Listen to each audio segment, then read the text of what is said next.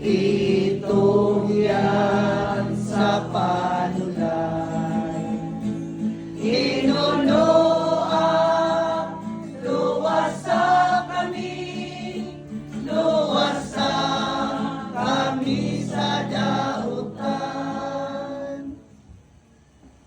Ginoong Hesus, among manlubos, gimbutan mo ang paghalad sa imong kaugalingon ngadto sa kamatayon, aron ang tanan maluwas ug makalabang gikan sa kamatayon ngadto sa kinabuhi.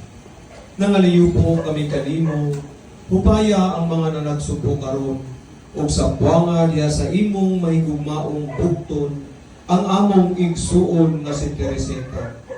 Kay ikaw lamang ang santos ug ikaw mismo ang kaluoy. Pinaagi sa imong kamatayon, gibuksan mo alang kanamo ang ganghaan sa kinabuhi.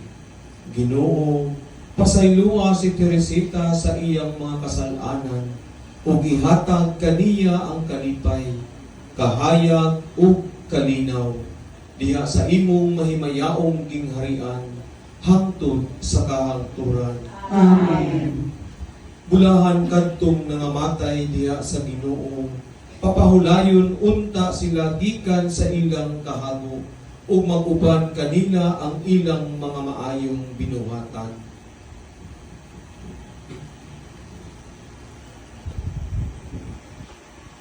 Pahulay nga dayon ihatag kang Teresita o Ginoo. Pagkatungay ang mga patutunan sa kanturan.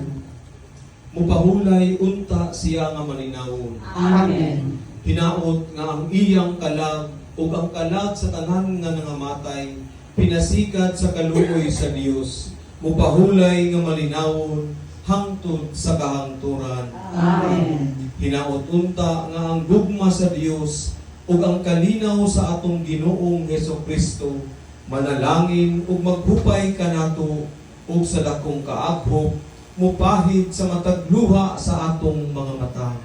Sa ngalan sa Aman ug sa Anak ug sa Espiritu Santo. Amen. Palihog maglingkod alang sa katapusang araw.